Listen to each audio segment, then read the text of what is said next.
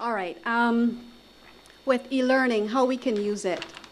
In the past, I've found that many of my colleagues used e-learning as a delivery system of content, meaning that they just put notes up in PDF and Word files and Excel files just for the students to access, and see people smiling already.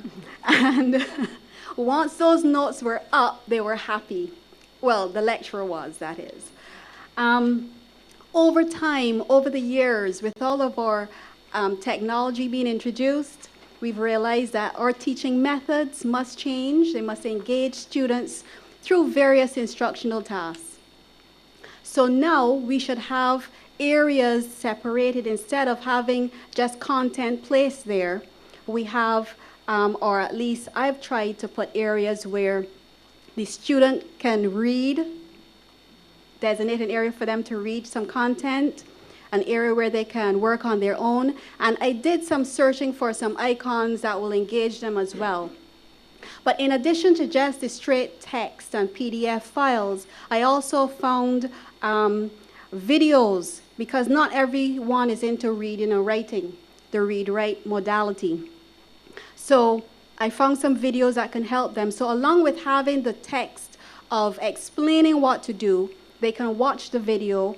And then I also had quizzes where they can test themselves at the end. And those were some of the methods that I used to help engage my students. But why do we need to use e-learning in the first place? Well, I found that students wanted to use educational technology to assist in their learning. As many of my colleagues said before, everyone is into BlackBerry, into texting, into Facebook, and so on. So they're dragging us with them to use the technology. And more so, students are using mobile technology. I have many students in my course who are accessing e-learning via their mobile phones. And that is something, too, that we need to address, because the screen of e-learning doesn't really fit into the screen of the iPod and their cell phones. So gone are the days of chalk and talk, of writing notes on a board. They want to be able to interact wherever they are. As a result, so that's from the students, so as a result, we are now expected to have some technical knowledge of the infrastructure. If we're teaching, we also need to know how to manipulate e-learning. And we need to have those skills that engage those students through various instructional tasks. And that is where Pat and her colleagues come in with helping us with our training. So no longer do we have paper quizzes now, but you have a quiz on e-learning, questionnaires, discussion forum. We have chat rooms that I engage my students with as particular topics, and it is very full and very active on occasion.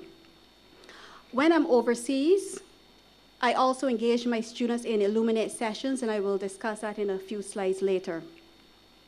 So apart from that, I find managing the grade book is also very effective for me, especially with the numbers of students that I deal with. And I interact with the students as well with news and announcements. A forum, if I need to remind them about a quiz coming up or an assignment, I can just put it in the news and announcement section, and an email is sent out then to every student. So do we have evidence of students' need for a new learning experience? They say they want it, but where's the evidence? So I conducted an online survey. During August last year, I used an open campus course, and I targeted some coordinators, lecturers like us, and they completed a survey, about 113 of them. Of course, you can see here that they were in an age range, 40, between 30 and 50, typical age range. And I also conducted a survey between September last year and March this year on 2 similar courses used at Cave Hill. And I had 220 students who completed that survey. Of course, you can see the age range, much younger people. In the survey, I asked them for some comments on e-learning, and I had overwhelming comments from those 220 students and the 113 coordinators. Here are some of the comments. Verbatim, I didn't edit anything. I think the system should be improved and upgraded, but for the moment it's sufficient. I also believe it should become a mandatory act for all lecturers to put their notes on e-learning, as it is not always possible to copy all the notes from the slides in class. I'm well aware the university isn't the secondary school environment. However, I believe that more of the lecturers should seek to become computer savvy and utilize the e-learning tool more for the benefit of the students who may be unable to attend all the lecture sessions. Almost there. I think as much of the notes should be provided online as possible. That's one comment. Another one, students like myself that work full-time find it extremely difficult to attend daytime lectures and suffer academically due to the lack of notes and assistance provided. I've found myself in that position almost every semester, especially with psychology courses. It's not easy at all. It makes the learning experience even more challenging. I commend those tutors that do so and hope the others will do the same. And finally, the system moves slowly and at times you're unable to get on. Some lecturers cannot use e-learning, therefore they have to use your personal emails to send literature. These personal emails cannot be accessed from work, thereby you're unable to readily access this information when at work. So it shows a keenness for students to get that information, but there is a technology barrier there. Tutorial leaders and lecturers either resist using technology or bother with e-learning to put up their note. Some of them are stuck in their dinosaur ways, nor want to put up their notes because they don't want anyone to have them. Instead, they prefer to drung you with note, which causes you, notice its speak changes, huh? Causes you to write off your hand and come to extra classes on weekends. I think this person was really getting all their frustrations out. You know? But, so I asked them, give me the average number of courses that you were registered for. And I found that just under 3/4 of them were registered for 4 or more courses.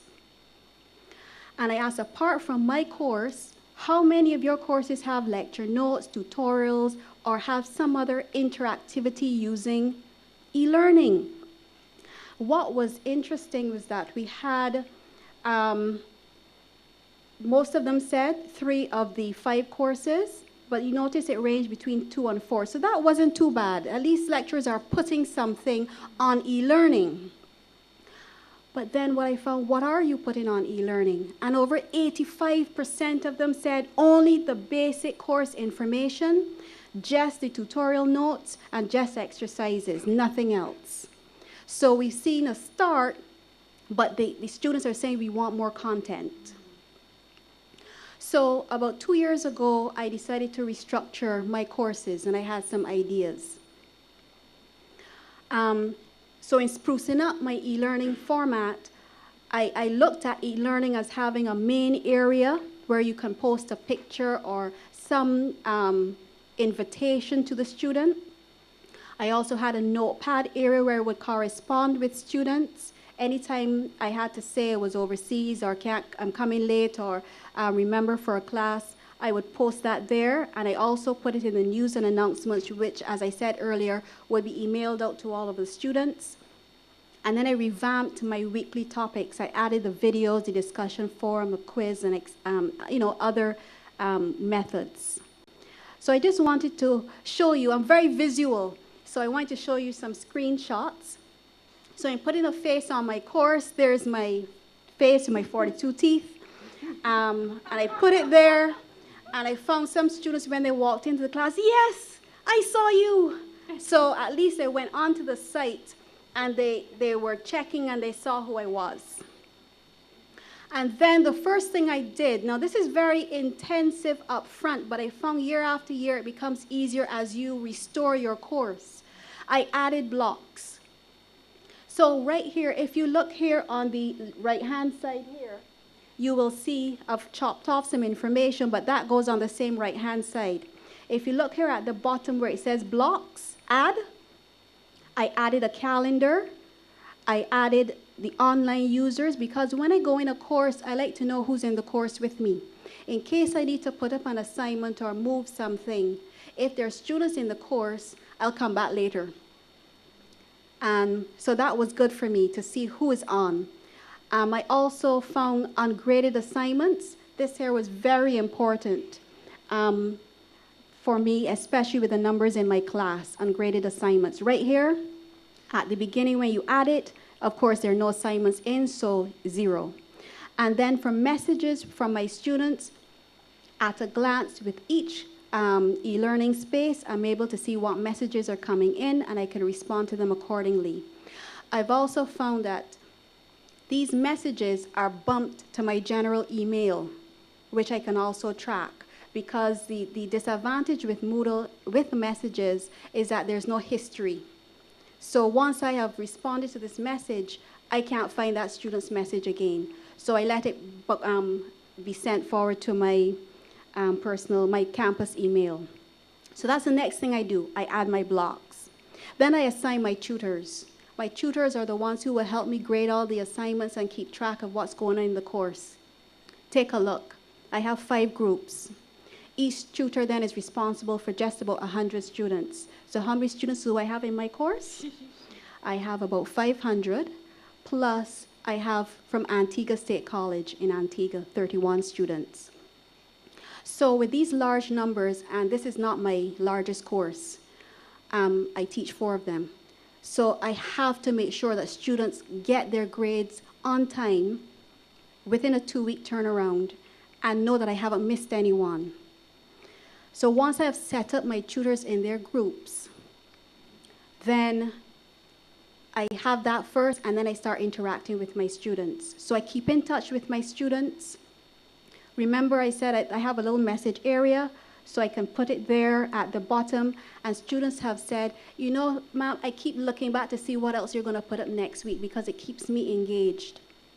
So as each week and I put up a new topic, I would change and put up another photo or some comment. So this was coming on to the end with the exams. This is talking about my latest news and announcements. Remember my photo and everything. So here on the right-hand side, I can also keep track. I can add a new topic. It will go into the news and announcements.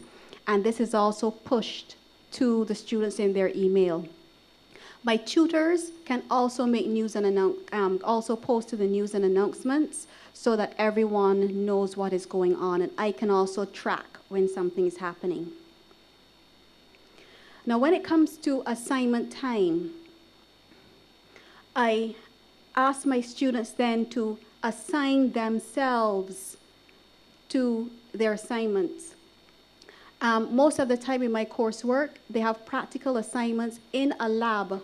And as you can imagine, with 500 plus students who are working, they have to decide what time they're going to come. So I have here, for example, 5 to 7, and I said no tutorial. You know, you have the 7 to 9, where, and the student will just click in here and click save, and I can see the list of students. So I know whether a tutorial is filled up. And of course, I have the labs then to fit the number of students and so on. You can see these 2 down here for ML6, these here are full. So once students have signed up, this is another way. This is for group work. So this is another method. Before you had it coming down vertically, I can choose that, or I can choose to put it horizontally. What I ask students to do is if I have groups of 3, 4, however many, I set it up so that the group can only take the exact number, and then the students will get together and they will click into a particular group together. And then they will save their choice. So then once it's full, then you will know another group then has to choose another number. This gives you an idea. I've just chalked out some of the names. So when the groups are full, here you can see 3 of 3, and I know who then is in a group.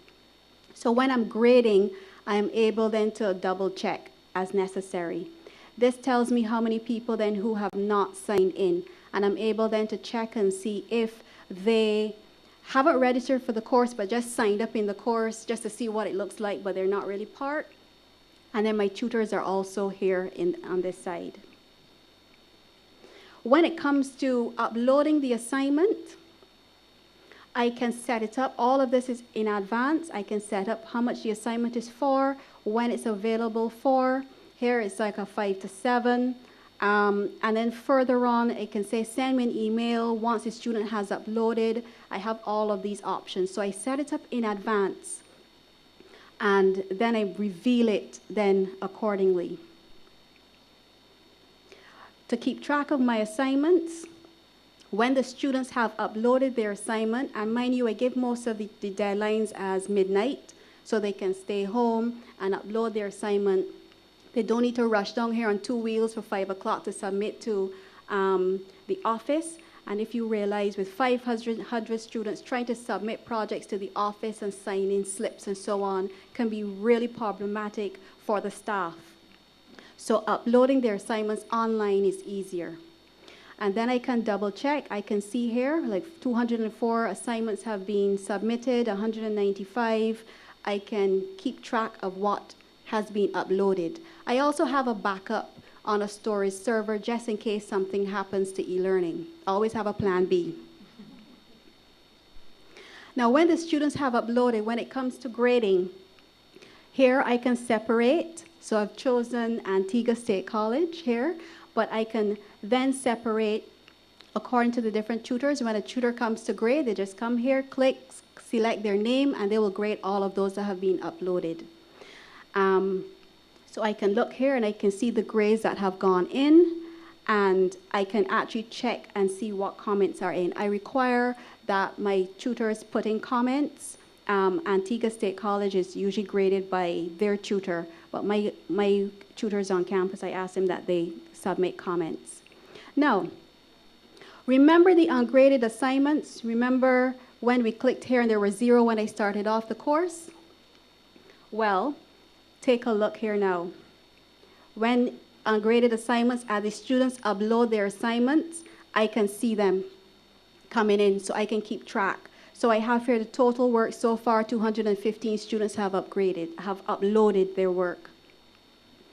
And then, as my tutors grade the work, I can see the assignments disappear. Take a look here. You see the drop box for Thursday, ungraded? It's no longer here because the tutor or tutors have marked all of those for Thursday. Same thing with Saturday. And I put up a late box here. All right, so now I have 236. Some were graded, some others have been added. But take a look. I can click on any one of these, and I can see which students have not been graded yet. So when I look here, I see Wednesday is still occurring. Wednesday happened earlier. Look, Thursday, Saturday, we moved on. But Wednesday is not there. So when I click, I see, some tutor has not graded these last 2. And then I can contact the tutor and say, listen, you haven't completed these last 2. You need to, we're missing these marks. What happens here? So I've just taken a look here. You see, this is my Wednesday. I can click here and see what has been left. Now, what I can do too is I can always click on the name of the student, and it will take me straight to where they uploaded their work. Look, the assignment is down here. It's for someone else, but I'm just illustrating. And then I can double click, download it, grade it, and put the mark in. Okay? Save it. So then those 2 can be graded straight away, and I can keep track of then all the Wednesday have been marked. The student doesn't need to come up here to look on a board and look at their grades, because as we enter the marks, the student can go online and look and see what marks are there. It also helps with confidentiality, because many students have been complaining that since they're in groups, they know the ID numbers of their colleagues, and therefore, when they come and look at the boards, they can see what other people have. And this avoids that concern. Now, coming on now to my weekly assignments, my weekly lecture notes. I try to cater to the VART modality. This was by Ian Fleming, VART, visual, oral, listening, read, write, and kinesthetic. So I try to put in the visual. So for my lecture for the particular week, I will put in a photo. Here, you should be able to take a bird's eye view of the system. So I take out some little thing, and give them so they have something to look at. And I tell them what the lecture is about. I give them the notes, and I give them a test yourself. And then on occasion, I would give them a video, all right, to help them cement the topic. I like to involve students who cannot attend lectures. I'm teaching summer school, and I went in, and the student said to me, I'm now seeing you for the first time. I passed your course last semester. And I said, seeing you for the first time? And he said, yes, I listened to all of your courses online. And that's how I got through, because he's working shift and he could never come to my class. So what I did, I used Illuminate Live, and I recorded the lectures. And then I would post them here. The student would click, and the screen will come up, and they'll be able to listen to my lecture. What I'm trying to do is try to include it in my class. So as I am teaching, I'm recording at the same time. But right now, I would have classes, for example, a Wednesday, 7 to 9. And all those working students who can meet will meet me online. Otherwise, I will do it a Sunday afternoon and record it myself and just upload it, and the students then will listen. This is an idea of what I do. This is a Sunday afternoon because I'm the only person here in the lecture room. And I will go through the entire topic. It took an hour and 26 minutes, but then the student can go through the slides, and they can speed up, slow down, pause, make notes, as if they're actually in the class. And I was really surprised when the students say, yes, I listened to all your notes, because I thought, hey, I was doing it in a vacuum, but it does pay off, apparently. So after I asked the students for some feedback, in my estimation, Moodle is quite helpful as an additive to lectures. Remember, it's verbatim, huh? And helps greatly with exam preparation and tutorial assignments. The conciseness of information may sometimes give too general a view of materials in class for persons without text, but it's an excellent tool overall. So you notice the shift now has moved from lecturers need to put their notes online now to a different spin. E-learning is very useful. I can access my course information at any time.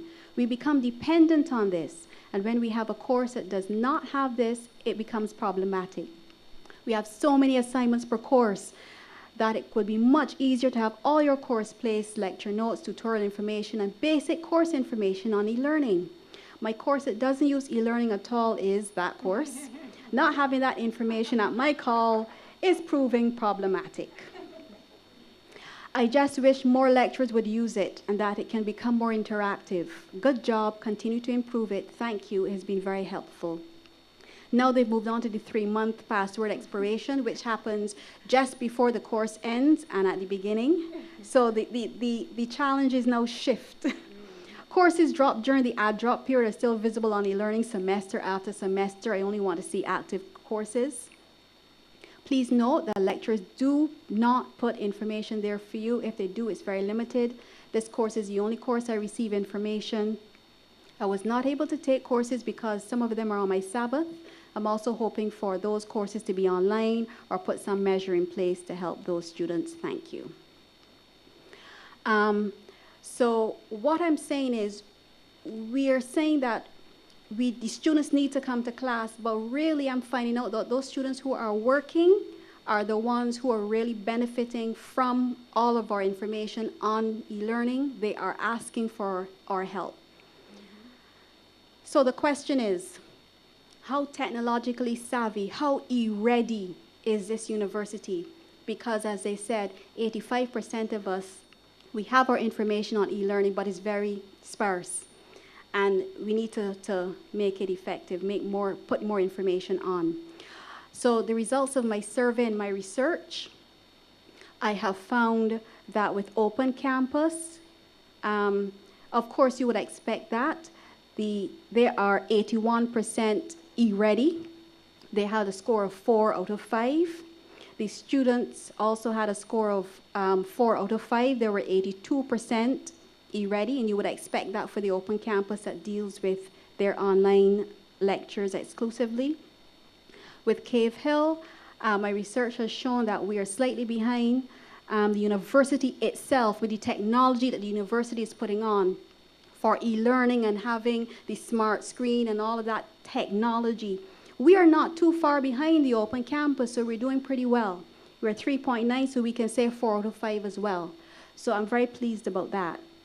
The students are 4 again out of 5, 80%. You see the students are a little behind, but unfortunately we don't have any information about us.